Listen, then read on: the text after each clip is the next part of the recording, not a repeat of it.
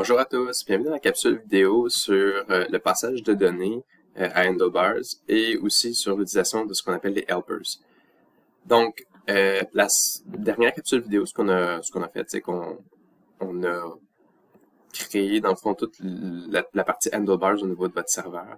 Donc, on a fait en sorte qu'on peut configurer Handlebars au travers du serveur et qu'on peut maintenant ajouter des views. Donc, pour chaque page qu'on va vouloir générer par notre serveur, on va se créer tout simplement des views qui vont utiliser notre layout main par défaut. Donc, je veux juste ici faire un petit retour sur le passage des données. Donc, on avait passé une donnée qui s'appelait titre dans la dernière capsule vidéo pour passer, dans le fond, passer des données à la page. Donc, ce qu'il faut comprendre, c'est qu'on peut passer autant de variables qu'on veut ici. Puis ça peut être des variables de pas mal n'importe quel type aussi. Donc, il suffit juste de mettre une virgule ici à la fin de la variable que vous avez mis dans l'objet de configuration, ici dans le render. Puis, vous pouvez par la suite passer d'autres variables. Fait que je pourrais passer une autre variable qui s'appelle, par exemple, peu importe, afficher. Puis lui donner, mettons, la valeur true. De la même façon, je pourrais lui passer, mettons, une variable qui s'appelle salutation. Puis lui passer une chaîne de caractères qui va s'appeler salut. Donc, comment est-ce que vous utilisez ces variables-là que vous passez? Bien, vous pouvez directement aller à l'intérieur de vos pages. Donc, si vous allez dans votre page, peu importe, ça peut être dans votre main.handlebar ou dans votre index.handlebar, faites attention. Si vous voulez utiliser une variable dans votre main.handlebar, il va falloir que toutes les routes aient cette variable-là. Donc, ça, c'est ce qui est important. Mais si, mettons, si vous avez certaines variables qui sont uniquement utilisées par une page spécifique, vous ne devriez pas théoriquement l'utiliser dans le main.handlebar, en tout cas le moins possible.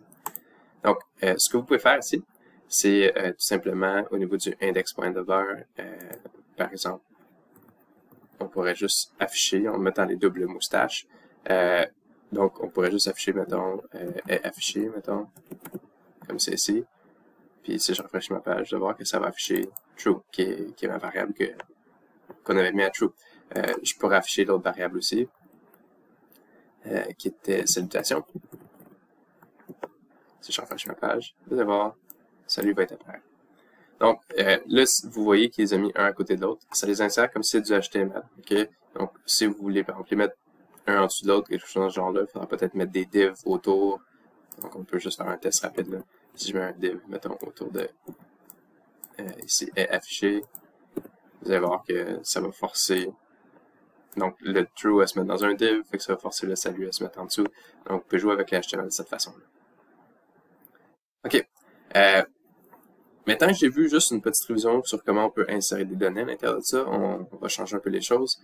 Ce qu'on va faire, c'est que je vais vous montrer comment utiliser des helpers. Des helpers, c'est des outils au travers d'Handlebar qui vont nous permettre, dans le fond, de changer l'affichage de base ou de modifier l'affichage de base de votre page HTML, puis de rendre du HTML dépendamment des données qu'il a reçues.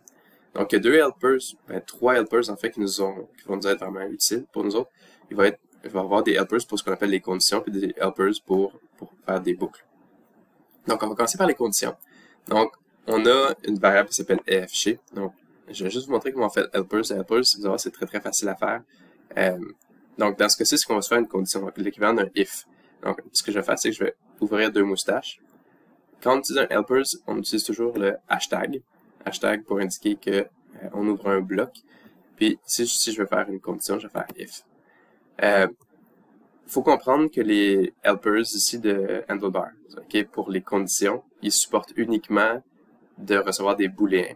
Puis s'ils ne reçoivent pas un booléen, ils vont essayer plutôt de convertir la valeur en booléen telle qu'elle en JavaScript.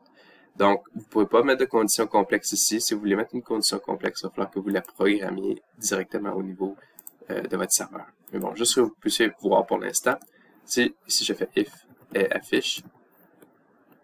Pour fermer le bloc du if, ce que vous faites, c'est que vous ouvrez encore des moustaches, vous mettez un / if. Donc ça va être votre bloc if. Puis la condition, c'est quoi? Si est affiche, il est true. Donc si est affiche, il est true, on va, par exemple, tiens, je suis affiché comme ceci. si je rafraîchis ma page, vous allez voir maintenant que ça va afficher « Je suis affiché » parce qu'effectivement, il est true. Donc, si ce que vous pouvez faire, c'est plutôt l'inverse. Okay? Donc, vous pourriez directement aller dans votre serveur puis inverser le true comme ça ici. Ça serait une façon de faire. Puis là, vous allez voir que ça ne l'affiche plus. Il existe quand même quelque chose d'intéressant au travers de Handlebar. Ce que vous pouvez faire aussi, c'est utiliser un autre helpers qui est l'équivalent d'une condition aussi similaire au if, mais qui s'appelle le unless. Unless, c'est l'équivalent du if inverse. Donc, ça s'utilise comme un helpers de la même façon. Donc, on ouvre un bloc unless, comme ceci. La seule différence, c'est que au lieu ici de regarder si AFG est true, ça va plutôt regarder si AFG est false. Donc, ça va regarder l'inverse de notre booléen. Donc, ici, je peux mettre ici « Je ne suis pas affiché ». Donc, vous allez voir que si je rafraîchis ma page, effectivement, ça va mettre « Je suis affiché ». Sauf que si je veux justement l'afficher, justement s'il est false, on peut faire le test. Là. Si je vais dans server.js et que je change mon true ici pour mon false, ça va mettre maintenant ici « Je ne suis pas affiché ». Donc, ça va être vraiment utile pour faire de l'affichage conditionnel. On va beaucoup l'aimer. Ceci étant dit, comme je disais, on ne peut pas mettre de conditions complexes ici à l'intérieur. Ça peut juste recevoir une variable qui va être probablement un booléen. Là. Donc, ça pourrait ne pas être un booléen, là, mais s'il n'est pas un booléen, ça va regarder la valeur de la variable. Donc, si c'est une chaîne de caractères, ça va regarder si elle est vide ou non. Donc, si elle est vide, ça va être false. Si elle contient quelque chose, ça va être true. Si c'est un chiffre, si c'est 0, ça va être false. Si c'est autre chose, ça va être true.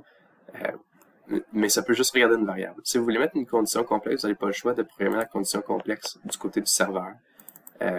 Donc, Handlebar est du côté du serveur, mais je veux dire du côté de votre server.js ou en tout cas du côté de la programmation de votre route.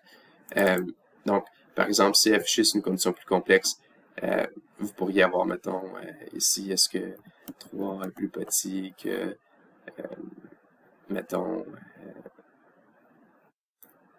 je sais pas. On va mettre allo. Là, ça n'a pas trop de sens, là, mais essentiellement, vous pourriez avoir une condition plus complexe ici qui pourrait être utilisée à la place, qui utilise donc plusieurs conditions, mais à la fin, il faut que ça retourne juste un booléen. Puis ça va être ce booléen-là, dans le fond, qui va être utilisé dans votre interface graphique. Donc, vous pouvez vous créer autant de booléens que vous voulez, dans le fond, ça ne dérange pas. Vous pouvez ajouter autant de variables que vous voulez ici à l'intérieur. Ça ne dérange pas. Donc, c'est de même qu'on va pouvoir justement créer des conditions complexes. OK. On va revenir, dans le fond, à ce qu'on avait à la base. OK, je vais enlever les variables affichées puis salutation. Puis là, on va parler des boucles. Donc, on peut aussi faire des boucles avec Handlebars. Les boucles peuvent s'exécuter uniquement sur des tableaux. Donc, ce que vous allez devoir faire ici, ça va être passer des tableaux, dans le fond, comme variable. Donc, moi ici, dans ce projet-là, j'ai une fonction qui s'appelle getPersonnage qui me permet de retourner un tableau qui contient des données sur des personnages. Donc, ce qu'on va faire ici, c'est qu'on va passer ce tableau-là. Ça pourrait être dans une variable qui s'appelle différemment. Ça ne dérange pas le nombre de variables que vous donnez. Puis, je vais utiliser ma fonction getPersonnage ici, qui va chercher mes personnages dans la base de données. Il faut que je fasse attention au getPersonnage, ça me retourne une promesse. Et je vais mettre un await ici pour attendre d'avoir des personnages avant de les mettre dans la variable. Et bon, vu que j'ai mis un await, vous comprenez que ça prend aussi un async à ma fonction. OK. Donc maintenant, quand je génère ma page, je vais recevoir la liste des personnages dans une variable qui s'appelle personnage. Si je veux pouvoir afficher cette liste des personnages-là, ce que je vais faire. Donc je vais aller dans mon index.handlebar. On va se débarrasser pour l'instant de mes conditions. Puis on va se rajouter ici un autre helper. Un helper qui s'appelle each. Each parce qu'il va boucler sur chaque élément du tableau. Donc, each, ce qu'il faut qu'on lui passe, c'est le tableau en tant que tel. Donc, moi, mon tableau ici, il s'appelle personnage. Donc, je vais l'appeler ici personnage. Donc, pour chaque personnage, puis à la fin ici, ce que je vais mettre, c'est la fin du bloc, de la boucle. Donc, comme pour le if, on met un slash each. Donc, ici, je vais boucler sur chaque personnage, puis chaque personnage sur lequel je boucle dans mon tableau on va le retrouver dans une variable qui s'appelle this. Donc, je peux y accéder en mettant les doubles moustaches this pour avoir accès à la variable. Donc, si je sauvegarde ça et que je rafraîchis ma page, vous allez voir que ça va afficher object, object, object, object, object, le nombre de personnages que j'ai dans mon tableau. Je pense que j'en ai 6. Effectivement, j'ai 6 objects. Donc, pourquoi ça affiche object? Parce que s'il essaie d'afficher un objet complexe, il va tout simplement afficher object. Donc, moi, à l'intérieur de cet objet-là, de personnage, j'ai différentes variables. Donc, j'ai par exemple une variable qui s'appelle nom.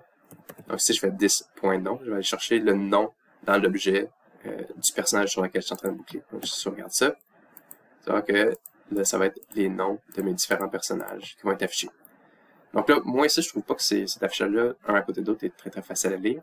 Fait que, ce qu'on va faire, c'est qu'on va utiliser du HTML. On va insérer du HTML au travers de tout ça. Donc, je vais faire un UL autour de ma boucle. Comme ça ici. Puis, à l'intérieur du UL, dans le fond, à l'intérieur de la boucle, pour chacun des personnages, je vais mettre un LI. Donc, à l'intérieur de la boucle, ici, je vais me générer un LI qui va contenir le nom du personnage. Oups. Le nom du personnage, comme ça ici. Donc, je regarde ça. C'est vrai que maintenant, j'ai une belle liste. Donc, il va boucler aussi les éléments de HTML. Donc, c'est pour ça qu'il boucle puis il crée un LI pour chacun des personnages. Si vous voulez rajouter plusieurs éléments, vous allez voir que on peut aussi ajouter plusieurs variables à l'intérieur, c'est pas un problème. Donc, si mettons, je vais mettre après le nom, tiens, tous les personnages ont aussi un nombre de points de vie. Je vais faire this point de vie. Je regarde ça. Vous allez voir que si j'ai tout simplement, bon, je suis une petite barre, j'ai juste un séparateur pour que ce soit facile à voir. Vu que je fais pas de CSS en ce moment. Puis on peut voir aussi que j'ai des valeurs des différents nombres de points de vie des personnages. Ok, mettons ici on voit, j'ai un personnage ici qui a 0 point de vie. Donc, si mettons je voudrais afficher, je sais pas, peut-être un petit emoji pour indiquer que le personnage il est décédé. Donc, ce que je pourrais faire, tiens, c'est, on va se rajouter juste une petite barre à la fin ici. Puis, si je veux faire afficher une petite image juste s'il est décédé, juste son nombre de points de vie, les 0, ça va me prendre une condition. Ouais. Donc, je pourrais essayer de faire, mettons, tiens, if, puis this point de vie. Donc, comme je l'ai dit tantôt, hein, on peut utiliser le concept que le point de vie ici va pouvoir se convertir en booléen. Fait que ici, je vais faire un if. Puis, je pourrais afficher le petit emoji ici à l'intérieur. Je vais juste aller copier-coller l'emoji ici. Je vais aller juste 2 secondes le chercher. Tiens, je vais le mettre ici. Je sauvegarde ça. Je rafraîchis ma page. Et juste de voir que ça fonctionne pas exactement comme je voulais. Ça va afficher l'emoji pour tous les personnages qui ont des points de vie. Ce qui est logique parce que ici, mon if, ce qu'il fait, c'est qu'il regarde si j'ai des points de vie. Puis il va essayer de convertir le point de vie en booléen. Donc, il va essayer de convertir le point de vie ici. Puis si le point de vie est 0, ça va être false. Donc, ça n'affichera pas. Puis si le point de vie est autre chose que 0, ça va être true. Donc, c'est pas un if ici que je vais faire, c'est plutôt un unless. Parce que je veux le contraire, dans le fond.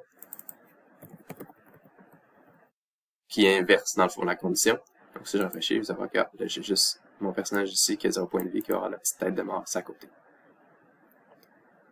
On peut pousser les éléments un peu plus loin. Donc, par exemple, ici, chacun de mes personnages a un inventaire. Un inventaire qui contient plusieurs éléments, dans le fond, dans chaque inventaire de chaque personnage. Donc, dans le fond, moi, j'aimerais ça pouvoir lister l'inventaire de chacun des personnages. Donc, pour ce faire, ce que je vais vouloir ici, c'est avoir un autre UL. Puis à l'intérieur du UL, je vais vouloir boucler sur tout l'inventaire, dans le fond, du personnage. Donc, je veux, dans le fond, une boucle imbriquée. Donc, on peut imbriquer des boucles sans aucun problème.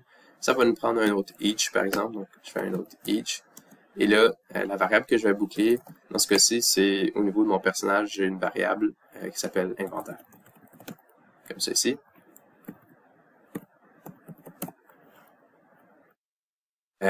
Encore une fois, pour chaque élément que je boucle maintenant, à l'intérieur de cette boucle-là, le this va représenter l'élément sur lequel je boucle. Donc, ici, à l'intérieur de cette boucle-là, le this ne représente plus le personnage, mais bien un élément dans l'inventaire. Donc, si je veux, ce sont des objets qui à l'intérieur, si je veux afficher, par exemple, le nom de l'objet qui est dans l'inventaire, j'ai une variable nom à l'intérieur qui va me permettre d'afficher. Donc, oups, j'ai oublié de faire un LI. On va se faire un petit LI ici. clair de cette façon-là. Parfait. Je vais rafraîchir ça. Aha.